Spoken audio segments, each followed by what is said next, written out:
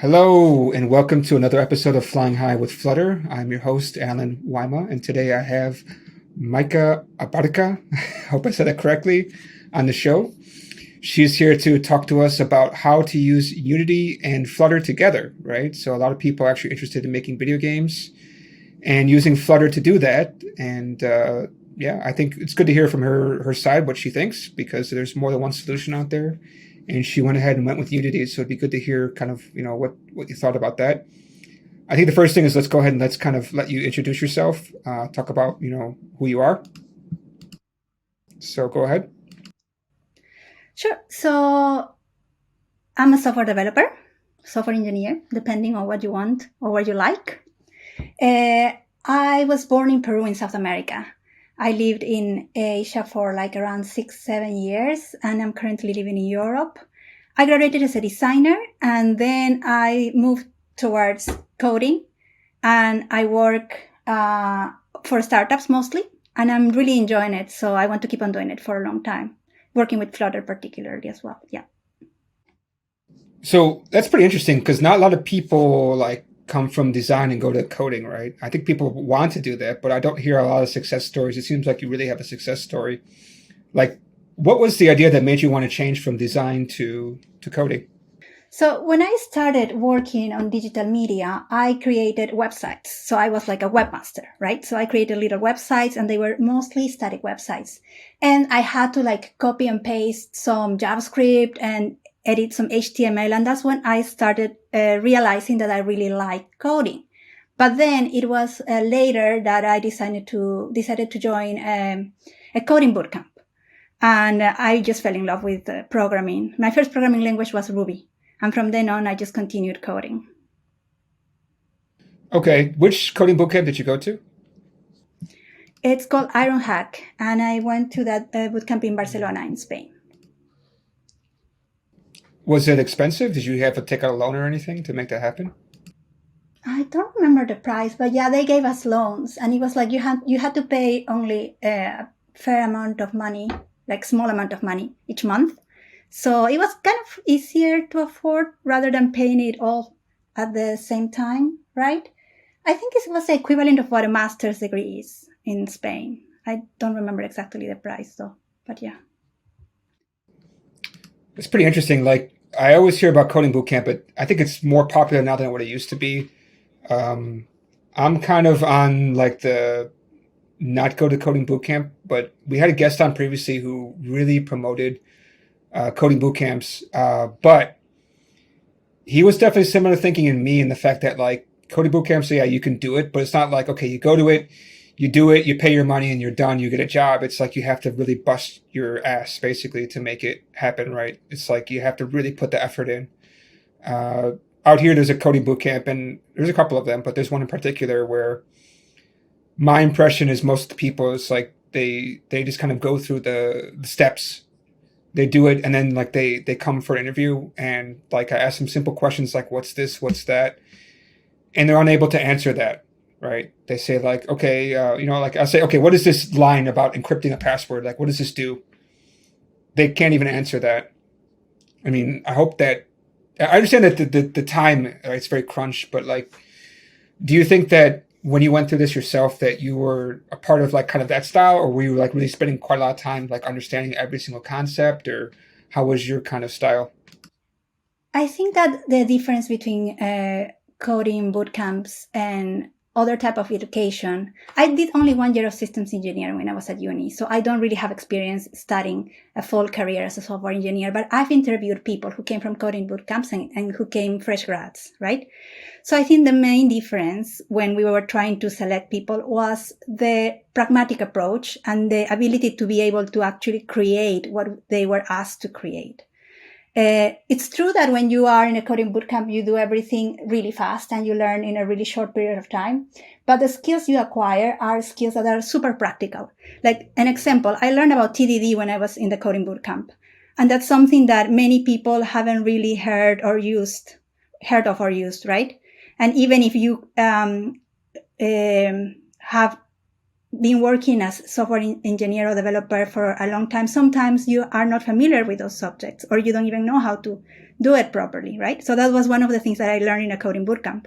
So I think there are definitely advantages and disadvantages, and the disadvantages have to do with learning more about the theory, which is something that you have to put effort into if you really want to learn more about software engineering and computer science in general. Things like algorithms and data structures, those things you don't learn in a coding bootcamp. At least I didn't. Maybe you do now, but I didn't. And I had to learn about that later to, have a clearer grasp of what I was talking about when I was talking about creating software. Yeah, I think for me, my algorithms and data structures is kind of weak, but I kind of learn as I need to, right? So I think I talked to you before. I mean, so we met a long time ago to kind of give some audience a background. Is that you were in Shenzhen, I think. I was in Hong Kong. You came to Hong Kong to put on a creative coding meetup. We can talk a little bit about what is creative coding a little bit later on. And I would think I talked to you a little bit about Elixir, right? And for that one, like understanding like what's a list, and then like a list in Elixir is actually a single linked list, and like a tuple is different, and even tuple, of course, in like Python, etc. And so it's good to understand like if you are using a list, that actually finding the last element is very, very slow, as opposed to like a regular like Python list or an array in Ruby, right? Getting the last element of array in Ruby, right? Just dot last. It's pretty easy. But in a single linked list, I think you know what a single linked list is, right? It takes a long time to get to the end. So that's something that I think is that I can pick up. But like if you ask me like how to do bubble sort, oh man, I forgot. It's been years since I took university, so I couldn't implement a bubble sort to save my life. But like remember I told you about the coding bootcamp guy, right? He was actually talking about algorithms and data structures and how you should really get into those, and those are really improve your career. Yeah. But you're actually going to say something? I felt like I cut you off. No, I think like for me, that particular aspect helped me to understand how data is processed, and that helps me in general. But there are so many things that you have to learn when you're talking about software engineering, right? It's like a huge universe of things. And even the most senior software engineers that I know that I really admire say that they cannot really grasp everything that is around them. Right? So that's why we tend to specialize in different areas. And also depends on your personality, of the things you're interested in, of the things you want to do and you want to learn. Like another area that I'm passionate about is agile development, right? There was a time when I worked for a software consultancy that's called ThoughtWorks. And I really learned a lot about how to approach software development from an agile perspective. And I think that's probably one of the skills that was the most useful and is the most useful for me now in my career. Yeah, so there are many things that you will never learn in like 8 weeks in a coding bootcamp, but it's definitely a good first step, because at least you realize if you really like it or not, and if you really want to continue going down that path. And because there is a lot of need for software engineers at the moment, there are companies that are willing to invest in hiring junior people so they can grow in their teams, right? They can learn their coding practices and they can become part of the team quite fast. So yeah, I think it's a good thing to do if you are interested in coding.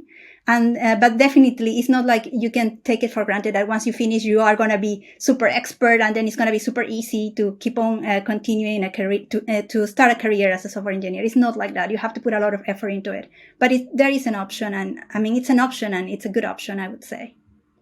Now let me ask you a question.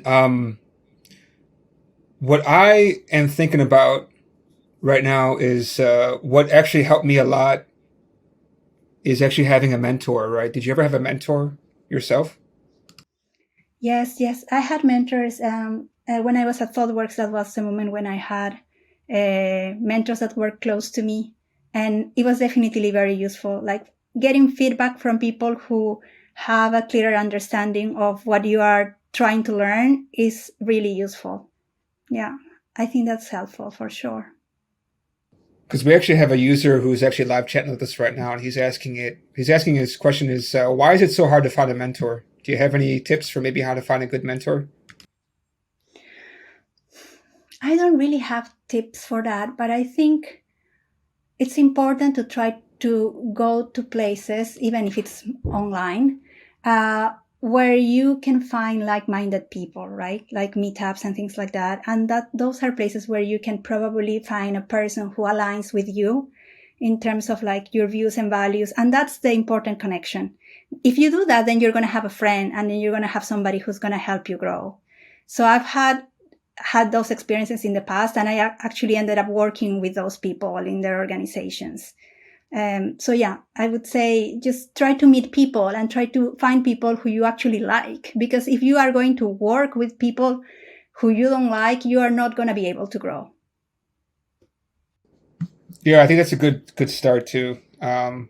I know for me, it's like you have to find somebody who's kind of like in the space or like in the direction where you want to go, right? Then they can definitely help you out. Like for me, I wanted to go into like the CTO kind of style. And so I found a guy who was a CTO, and I just said, hey, can you help to mentor me? I want to grow into this path, and I think that the path that you're on right now is the path I want to go to. And I was quite surprised that he was just say, yeah, sure. I mean, you never know until you ask, right? Yeah, of course, of course. Okay, so I'd love to hear more about like your journey, right? So you took the coding boot camp, and then like, did they help you to find a job, or did you find it on your own? Like, what happened? There were options in the bootcamp to like interview with certain companies, but I actually did what I just told you. I went to meetups and I met somebody who I really admired, in the sense that I thought he was a very good professional, and we ended up being friends, and I ended up working in his organization. So that's how I found my first software engineering, my first job after the bootcamp. Okay. So what was it exactly that you were doing? That job had to do with helping organize technical integrations. So I was not working as a full-time developer yet, but I was helping the engineering team work with the clients so they could integrate our software product to their websites.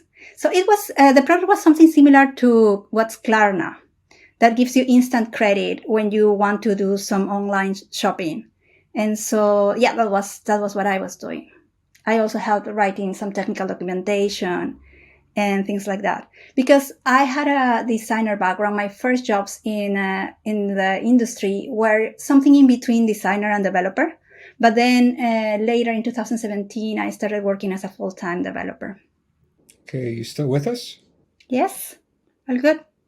Okay, I think the live stream connection is a little bit choppy on your end, because I'm Okay, sorry. kind of losing you a bit. I think the next question I want to get into, yeah. When did you start getting into Flutter, and why? I started getting into Flutter at the end of 2018. I was still working at ThoughtWorks, and one of my colleagues introduced me to Flutter. We were working on a team that was in charge of creating a mobile application. It was enterprise software, so it was huge. And because we were into mobile development at the time, they were exploring Flutter, and that's when I learned about it. And then I liked it. I started learning more about it. And I got my first freelance job in 2019, creating a Flutter project. Because after ThoughtWorks, I started freelancing for a bit. Yeah. So 2019 officially, let's say.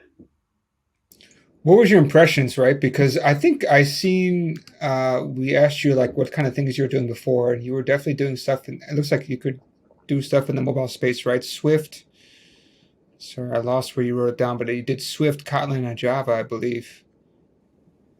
Yeah, in that mobile Yeah, team, we Java, were Kotlin, working. and Biz Swift, right?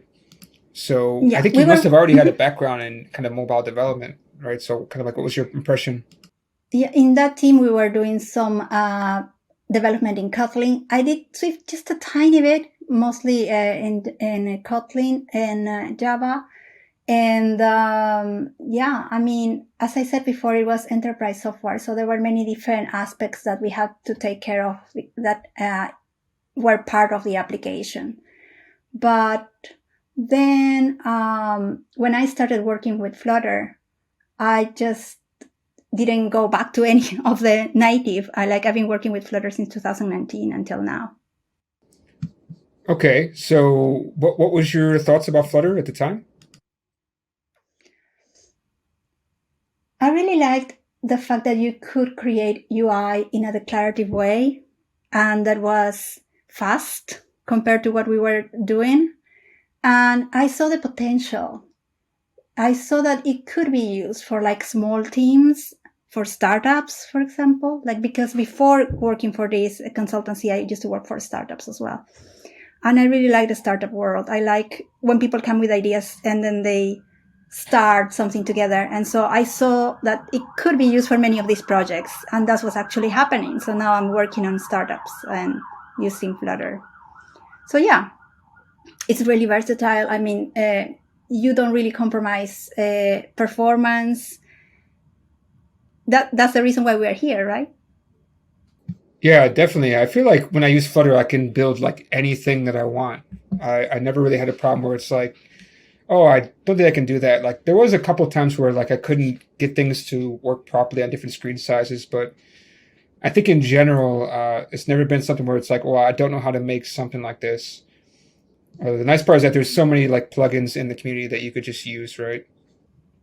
Yeah, one of the cool things as well is because I have a designer background and there are so many things in Flutter that have to do with material design, right? So it was like perfect for me because I could see that I could reuse those different components in ways that were more effective when you were talking about creating the application.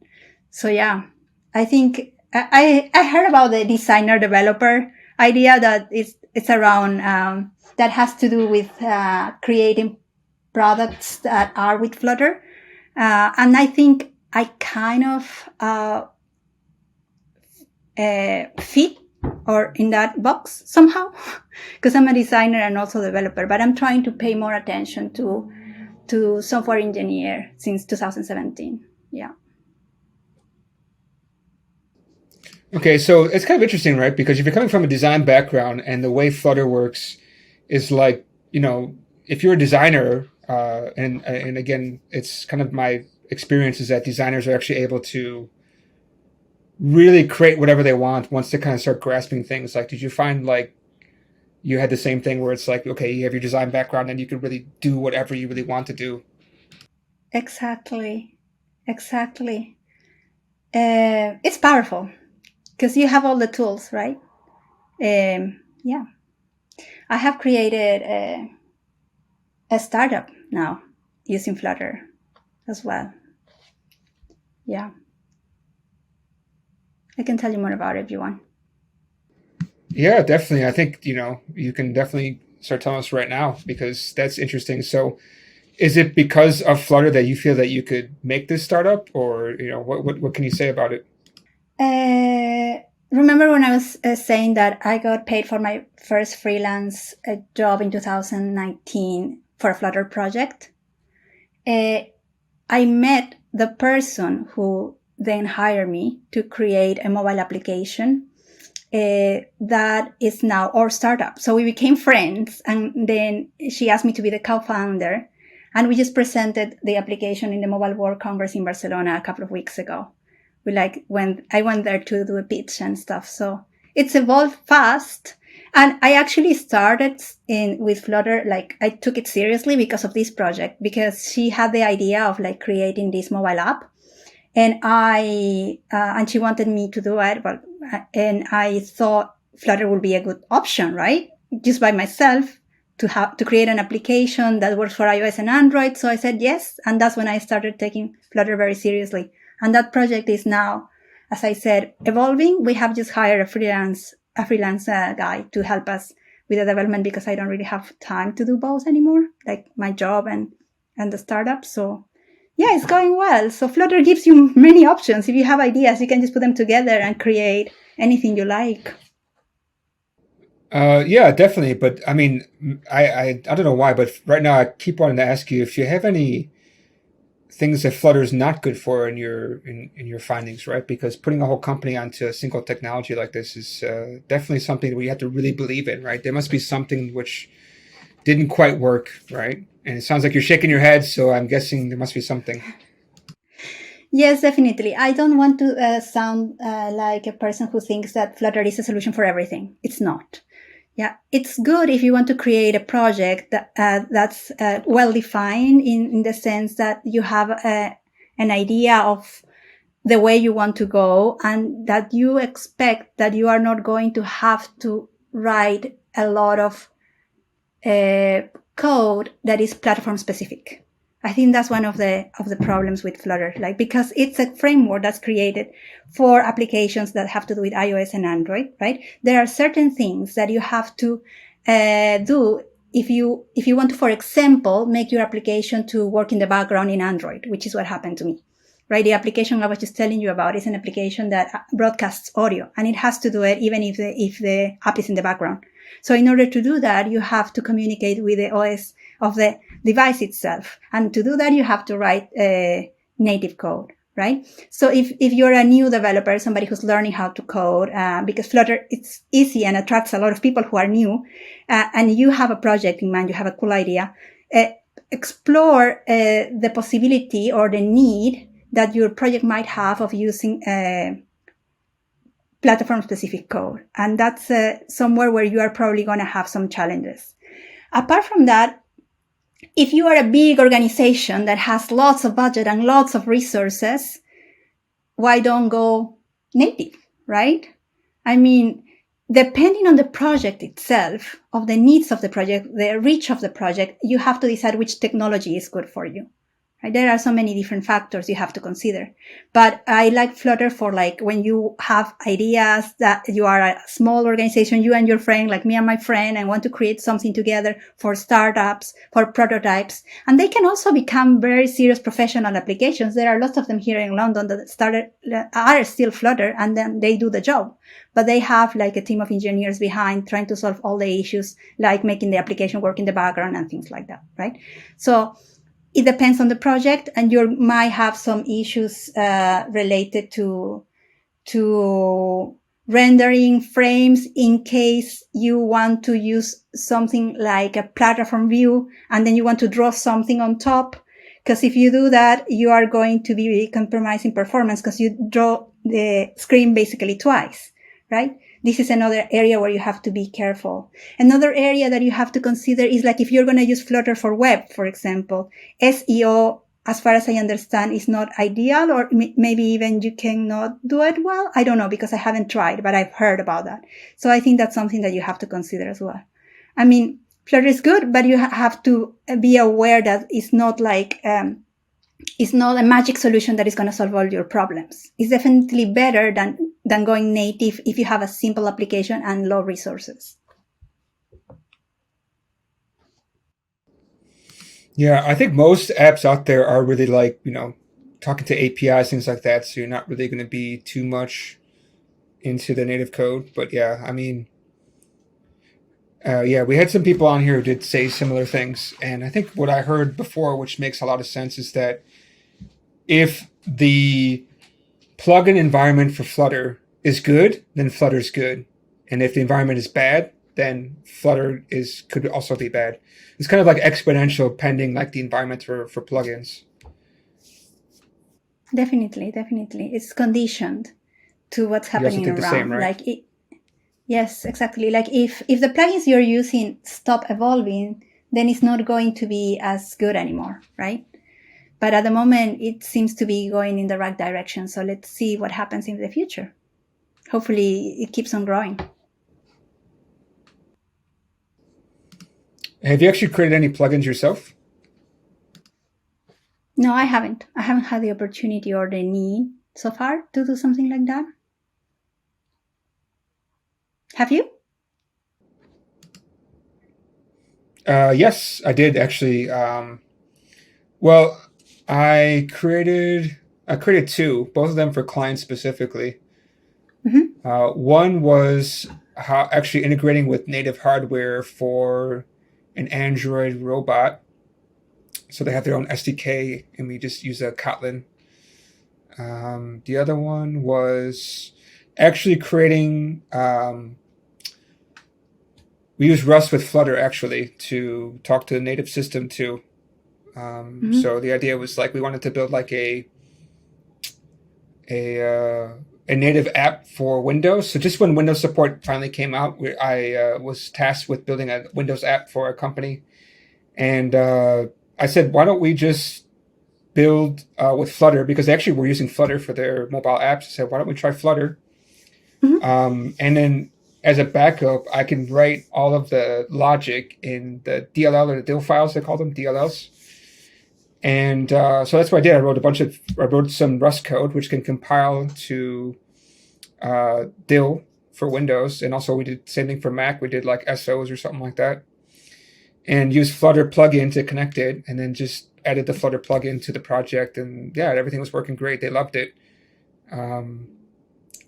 The nice part about Rust and Flutter is that they are very platform agnostic for the most part. And so I wrote everything on a Mac.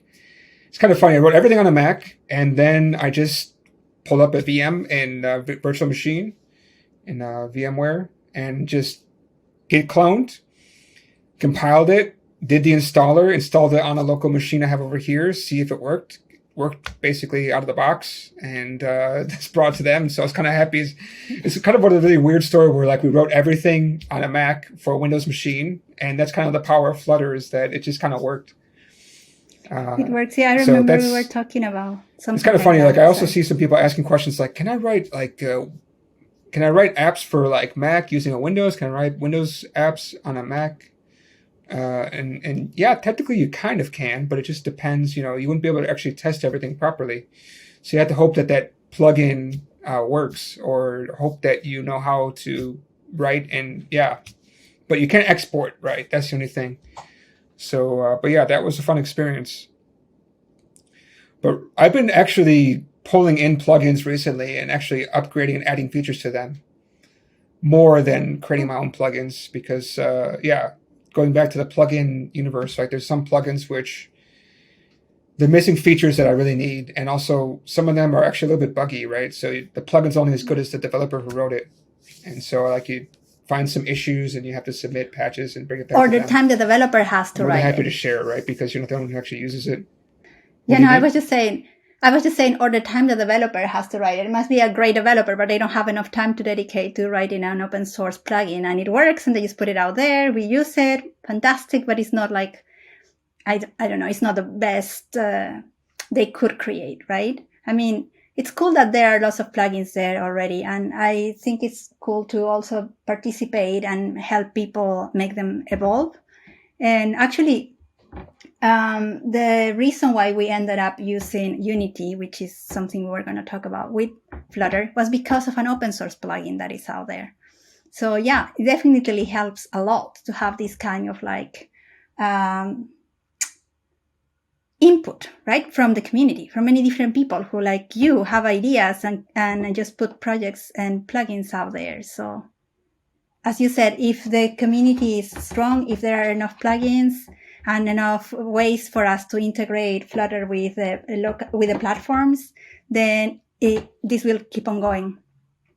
Yeah. Yeah, I think so. But the other thing too is like, let's also not forget, like this plugin worked for them, right? It solves their problem and they just happen to share it with us. Your problem may not fit their problem exactly. And also let's not forget too that they're sharing this, like, and you're not paying them, right? You're not supporting them. And so don't get too upset if it's not working to your side, right? Try to help, or at least the best thing that you can do is just report the issue and then, see if they will help to fix it for you. If not, if you can try to fix it yourself and submit it and help others, right? So what I have to try to explain this to some of my clients is like, yeah, we use this open source plugin, but it's broken. And they get all upset. I'm like, you need to relax. Like, software is not free. Like, you're paying me for software. So you're also not paying them. Like, so, and I'm not paying them either. So you need to like step back and think about, we're using an okay base and we can help to make it better, right? So just don't expect that everything will work out of the box right away. Like, it's just life. Yeah, it's tricky, like, to make decisions when you are going to choose different plugins, because you have to see the support behind it, and depending on the project, you need to decide if you want to take the risk of using A or B, right?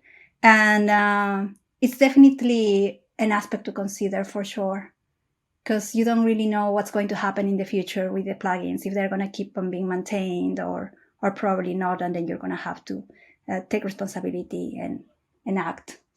But yeah, I mean,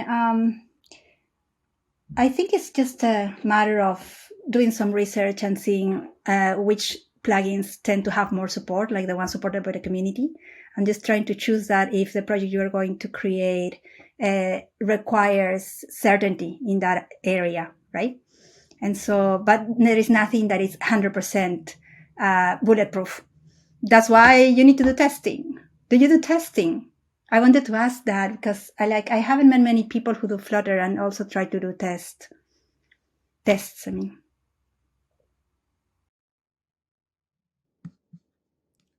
Sarah, I think I lost you towards the end. You said you wanted to ask something?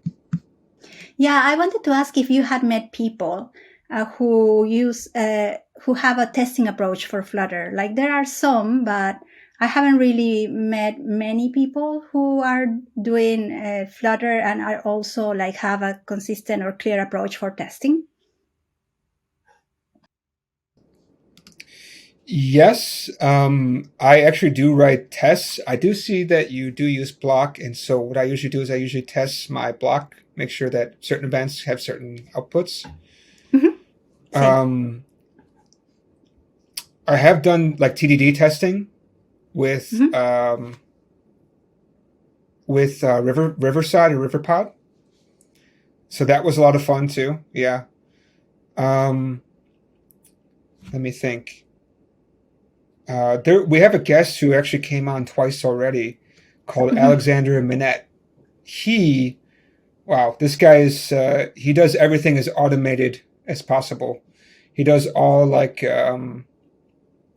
he does like golden tests, which is like the PNG testing with the screen sizes, everything. Right. And he does unit testing, view testing, all kinds of testing. He does basically everything. And I think we just did an episode with him last week or so where he went through all of his testing, and you should definitely check out that episode and see how he does. Definitely watch the video because he kind of goes through how he tests everything. Cool. That sounds cool. Yeah. I think that's a good subject. It is a good topic because Flutter is like a good first step, even if you're learning how to code and you want to create something like a mobile app or even a web app. But then if you want to take things to the next level, you need to have ways to approach things like state management and testing and things like that, right? So I think those subjects are interesting as well because they help software evolve in the right direction. One of the things I find quite difficult for like beginners is like this whole entire null safety thing. And we're talking about like plugins, right? I've seen quite a few like beginners who kind of come into the community and they get hung up on using plugins. And the two things they get hung up on is one is like the support for different platforms, right? So there's some plugins which only support like iOS, Android, or even desktop, but they don't support web. And it could be because technical, or it could be because the guy just didn't write it. That's something I've seen happen quite a few times, and people are saying, how can I fix this? And I'm sorry, but if it doesn't support the platform, there's not much you can do. That's kind of one of the bad things about Flutter. The other thing too is now with kind of the forced null safety starting in Flutter 2.2, which is the more recent one. Yeah, you're going to run into null safety issues. And if you try to bring in a plugin which doesn't have null safety, it's just not going to work out, right? And so I've seen quite a few people getting frustrated with this. And I feel bad that they're kind of coming in at this time. And it's like, okay, I heard Flutter's cool. I heard it works. I'm watching these old tutorial videos. What are all these things? Why I had to add question marks? Like, what is final? What is, all these things. And then why is this plugin not working? I saw it could work, but it's like a null safe issue or the platform issue. Like those things are really downers, I think, for the beginners in the community. Yeah, it's true. But it's a moment in which things are changing, right? So hopefully people are going to start migrating their projects, their plugins, and things are going to be easier and better for everybody else. But yeah, I completely agree. Like I've met people who wanted to migrate their project, but they couldn't because the plugins they were using did not support null safety yet. So yeah, just have to wait. I think it's going to happen though. I don't think it's going to take that long. The Flutter community is really dynamic. Things happen so fast and change all the time. So like when we met in Hong Kong, we were talking about Flutter, and I started working with Flutter in that year, and now 2 years have passed and so many things have changed, right? We were like talking about the beginning of our Flutter journey, I think, and now, you've done so many different projects and it's just super dynamic. Like so many different packages have been created and it's moving super fast. So I think it's going to happen. I think people are going to start like upgrading their plugins and will benefit from that. And also, if you have plugins or if you want to help, yeah, it'll be cool, right?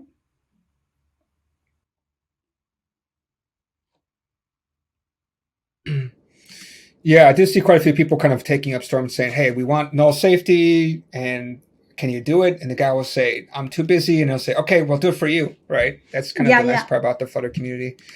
People are not kind of like flaming each other saying, you got to update this plugin or I'll kill you. You don't get this kind of community. So that's the good part, right? Is I see a majority of people saying, we're here to help. Like, if you can't do it, we'll definitely submit the PR for you.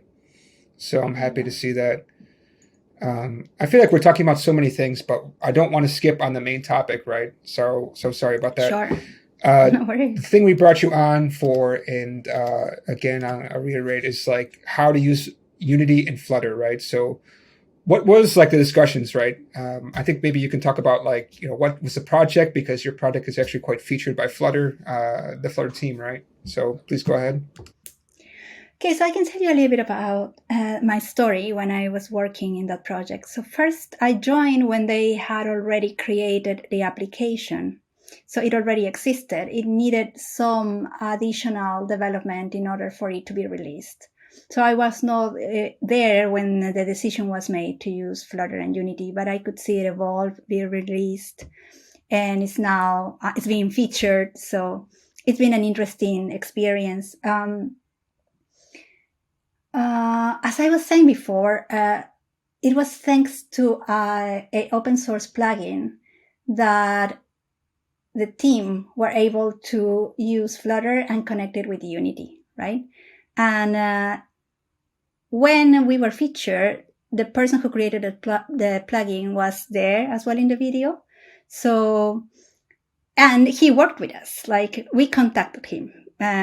People in my team contacted him and started working with him because, as you said, like sometimes those people might not have enough time to be able to make certain changes that are important for your particular use case, right?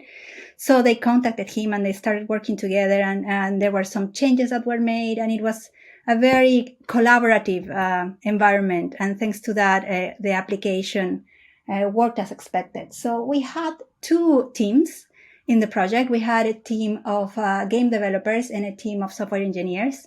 The software engineers were working with the Flutter project, and the game developers with all the Unity aspect of the application. And I think at some point you were asking me, like, why choosing Flutter and Unity? Why not just Unity, right? I think one of the reasons behind that was that they wanted to get the best of both worlds, right? Because Unity is optimized for UIs, and then, Flutter is optimized for UIs, and then Unity for game development and AR experiences, which is what they were doing, or what we were doing. So it meant, because of the plugin, they thought, I guess, when they made the decision, that it was a good idea to combine both. And so the results were successful. It was not a super straightforward process, that's for sure, but it worked and it's already out there. So, yeah. Okay. So that's pretty interesting. The connection between you and I is really not very good, so I only caught bits and pieces of it, but it sounds really interesting. And it makes a lot of sense, right? Use what's each one's like really good at, right? I heard you said Flutter is great for making mobile apps. Unity is great for making apps, or making games. So it makes the most sense to combine the two best tools together to have the best product available. Like I think one thing I couldn't figure out is, like, I know with Unity you can just export directly to like the phone, right? So like, why even bother to do that? Because there's not many things, I think, in in a game like this that needs to be Flutter, right? You could just directly just use Unity to create everything you need. No. Yeah, I know where you're coming from. The thing is that the project we worked on, or I think I know where you're coming from, but the project we worked on is not a game per se. It is a storytelling experience. So the application, the UI part, the platform has a very big role, the very important role, right? It's the driver for the experience. And then the the AR elements are like part of the Flutter application. So the Flutter application is like the driver. So it's like a newsfeed, let's say, because we have something similar to a newsfeed where you find different types of media. It's not just AR. There is video, there is audio. It's a complicated narrative and a very interesting way to tell a story. And AR is part of it, probably one of the most important part of it. But it's not just that, and it's not just a game, right? So it's an innovative idea, and I think it was one of the reasons why it's a bit difficult to communicate, right? When you say Unity, everybody goes and thinks, "Oh yeah, sure, a game," but it was not the case for this particular project. So because the application part of the whole project had a very high importance, then it made sense to use something that was designed to create mobile applications particularly, right? Like you can have things like lazy instantiation of lists, right? And then that helps you a lot to create applications when you're working with Flutter. You have all those components that you can just adapt and change. And so it's created specifically for that, right? So that's why, because it was not just a game that was in AR and Unity, but it had a lot of other components that needed an interface. And so we needed a very performant interface, and that's why. Okay, I see. All right, that makes sense. Yeah, but I guess if you're going to use a straight game, right, then maybe it wouldn't make sense to mix the two, right? That's a little bit too. Yeah, definitely. Like everything in technology, you have to. Exactly. Like anything in technology, you have to think about the project you want to create, where you want to get, and which tools are the best for you to get there, right? There is no magic solution for all problems. You have to evaluate all the possibilities you have around and the resources you have, right? So how did Google actually get to hear about your project, right? How did you guys like come out and say, hey, we use Flutter and Unity, right? That's kind of the interesting part. That's a really good question, and I don't really know the answer for that question. Like I just remember one day I was contacted by somebody in the company, and they said, "Hey, Google wants to feature our application. Do you want to help putting together some info for that?" And then I volunteered and helped, but I don't really know how that connection happened. I guess it was thanks to our marketing and PR department, and yeah, but I don't know the details. Which pieces of the app did you actually work on yourself? When I joined, there were animations that needed doing. So I focused the majority of my time creating animations. I had to customize animations that are already there that Flutter gives you out of the box, let's say, to make them more specific, because our the partner we were working with is an important design studio here in the UK, and they have a particular animation style that they wanted the application to reflect.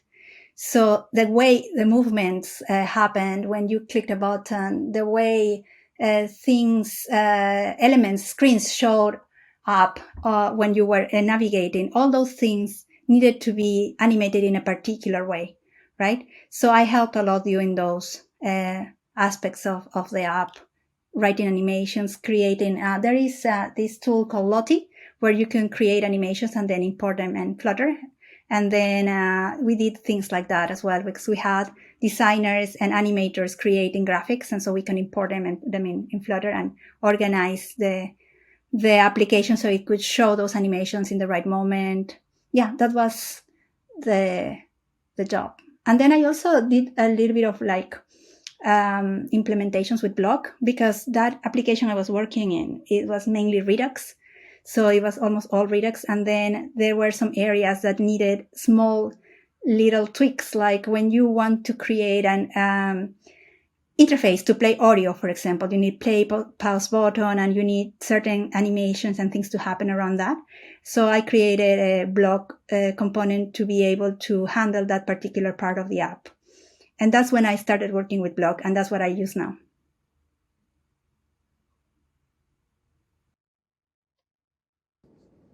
Okay, so you actually use Block within this project. That's quite interesting. I heard less and less people using Block, but it's not too many people. Usually people use RiverPod. But yeah, I do hear some people using Block, right? So was that your first time ever using Block? Yeah, that was my first time using Block when I was in that project. And now I use Block. I use Block now for like the project I'm working on. I like how I can test the different components. And I think it's also because I'm more familiar with it. But that's one of the things that happen when you do software development, right? You find something that works, and then you become familiar with it. And then in order for you to change to another solution, you have to evaluate the benefits, right? Because you're going to invest time learning the new approach for sure. And if the benefits are good enough, then you can move towards that direction. So it's always changing. So I don't know for how long I'm going to be working with Block, but at the moment, that's what I'm doing. Okay, cool. I think yeah, I have a really good idea about why and how you guys work with Unity, and it seems like it makes sense for you guys. So I think anybody else who's thinking about doing this, hearing this podcast and hearing your thoughts and your experience will definitely give them an idea if they should go in that route or not, right? Is there anything else you want to say about your time working with Flutter and Unity together?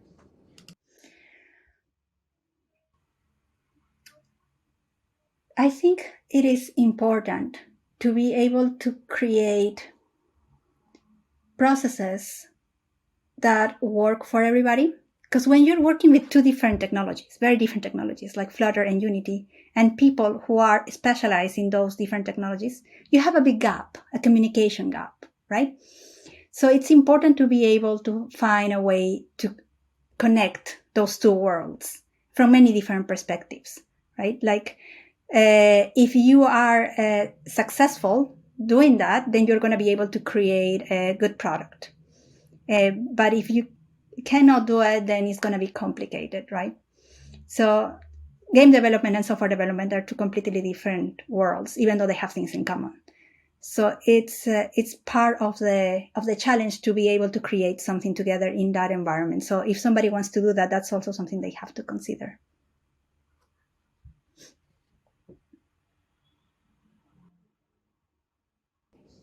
Okay, that's a good tip. Yeah, if nothing else, I think we could start to wrap up over here. So a couple of questions I have for you is, I think like if somebody's new to Flutter, right? Do you think that the state of education in Flutter right now is good? Like looking at all the books, tutorials, things like that. Do you think that there's enough material out there for them to really get started and get into it?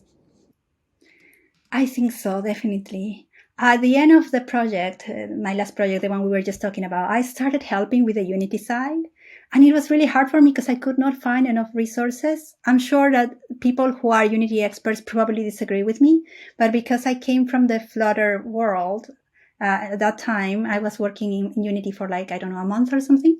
It was very clear to me to see the difference. Like you have so many resources in Flutter, and there are lots of very good tutorials. There is information everywhere. You Google things and you find the answer.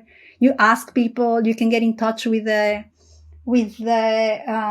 people who are creating the plugins and all that. So I think it's definitely there is enough information out there for anybody to start if they really want to. And it's easier from my personal experience, which is limited, and probably people might not agree. But in terms of information, it was a lot easier for me to get into Flutter than it was to get into Unity when I was trying to learn a bit of Unity. I think my final question is like, do you have any like tips or warnings for people who are beginning to actually use Flutter? I think it's what I said before, right? Like Flutter is a good tool, but you have to evaluate if it's good for your particular use case, right? Be careful in case you need to use lots of platform-specific code, because if you are learning how to code and you are not familiar with mobile, that might be like a barrier for you or your team. So consider those aspects and then, go for it, because there is a lot of information out there, as we said, right? I think the big thing for me is like people really need to take some time to wrap their mind around asynchronous programming, right? Streams and futures. Those are probably some of the trickiest concepts within Flutter, because most other programming languages are very synchronous, right? That's the I big think promises in thing that kind of JavaScript stands is up in my similar, mind. right? Mm-hmm. I think promises in JavaScript work in a similar way, right? Definitely similar, right? But you still need to, you still need to take the time to learn about those. Not everybody, like if it's your first language, then you're not going to go to JavaScript and learn about promises. Sure, if it's your first programming language, you have to pay attention to asynchronous programming for sure. And you also have to understand what Flutter actually is, in the sense that, yes, it's a tool that helps you create beautiful and performant UIs, but you can also create a whole application with Flutter and do all the logic you need if it's a small app, right? You have to wrap your head around the limitations and the possibilities of a tool like this one. Yeah, definitely. Okay. Do you have anything else you wanted to mention or talk about before we sign off? No, I think that's it. Thanks for the chat. Nice to see you again. Yeah, I hope we can open up the border between the Europe and Asia very soon. So I would love to go to Europe someday. I still haven't been yet. So, and I would love I'd to have you probably back go on to back to talk more Hong about Kong. your startup, right? Because we didn't give you a lot of time to talk about that. Thanks so much for your time. I really appreciate Thank it. you. And let's have you back soon. Thanks. Talk to you later. Bye.